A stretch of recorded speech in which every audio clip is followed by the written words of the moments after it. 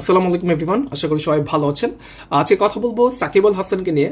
সাকিব আল হাসান আসলে বাংলাদেশ ক্রিকেট ইতিহাসের এমন একটা ক্যারেক্টার যাকে নিয়ে আলোচনা, সমালোচনা, তর্ক বিতর্ক কিন্তু সবসময় লেগে থাকে। তো আজকে হঠাৎ করে আবার সাকিব আল হাসানকে নিয়ে কেন কথা বলবো? কারণ আজকে ঠিক সন্ধ্যায় সাকিব আল হাসান ঠিক এমনই আরেকটি সমালোচনার জন্ম দিয়েছেন। বাংলাদেশের ল অ্যান্ড অর্ডারে বেটিং যে বিষয়টা আসলে সম্পূর্ণভাবে নিষিদ্ধ, সাকিব আল হাসান ঠিক এই ল অ্যান্ড অর্ডার ব্রেক করে একটি কাজ করে ফেলেছেন। কি করেছেন তিনি?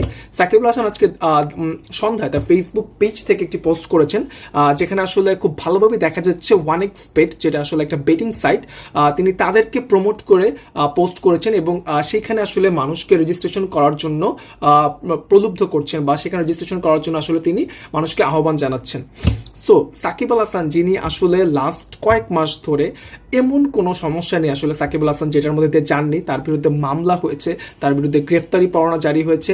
সর্বশেষ তার যে বোলিং, যেটা আসলে দিনে দিনে এতদিন আসলে রুল করে গেছেন পুরো ক্রিকেট ওয়ার্ল্ড, সেই বোলিং পর্যন্ত তার নিষিদ্ধ হয়েছে। সেই বোলিং পরীক্ষা তিনি দিয়েছেন, আবার সেই বোলিং পরীক্ষা ফেল পর্যন্ত করেছেন।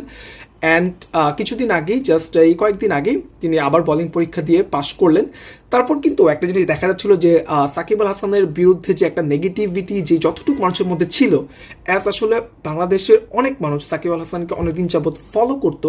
সো যখন আসলে এই বোলিং পরীক্ষায় তিনি কিন্তু যখন পাশ করলেন, সামহাও একটু কিন্তু মনে হচ্ছিল যে না, মানুষের আস্তে আস্তে ইমোশনটা আবার সাকিব আল হাসানের দিকে যাচ্ছে, যে বাংলাদেশের মানুষ এক্সপেক্ট করতেছে যে সাকিব রিটার্ন করুক, সাকিব আর একটা কামব্যাক করুক, যে আসলে বাংলাদেশ ক্রিকেট ইতিহাসে এত বড় মহাতারকা, তার যেন পতনটা এরকম না হয় যে তিনি বাংলাদেশি হয়ে খেলতে পারছেন না।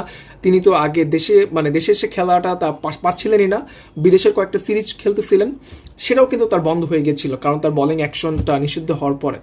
সো এরকম যখন অবস্থা হচ্ছিল, তখন তিনি কি করলেন, তার যে বিতর্কিত যে ক্যারেক্টার, সেটিকে আরও বেশি উস্কে দিলেন। এই 1xBet যে প্রতিষ্ঠানটা, বিডিং প্রতিষ্ঠান, এর আগেও কিন্তু তিনি এরকম একটা বিডিং প্রতিষ্ঠানের সাথে তিনি যুক্তি হয়েছিলেন।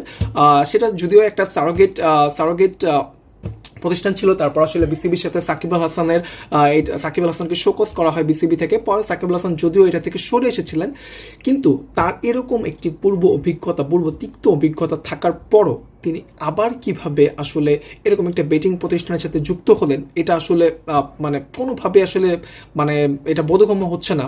এবং সবথেকে এখন দেখার বিষয় সেটা হচ্ছে যে বাংলাদেশ ক্রিকেট বোর্ড অথবা বাংলাদেশ গভর্নমেন্ট, যেহেতু এটা আসলে বাংলাদেশ থেকে আসলে লিগালি এটা নিষিদ্ধ, আসলে তারা এখন কি স্টেপ নেয়, এটা কিন্তু দেখার বিষয়। সাকিব আল হাসান কিন্তু এখন আসলে কোনো কন্ট্রাকচুয়াল প্লেয়ার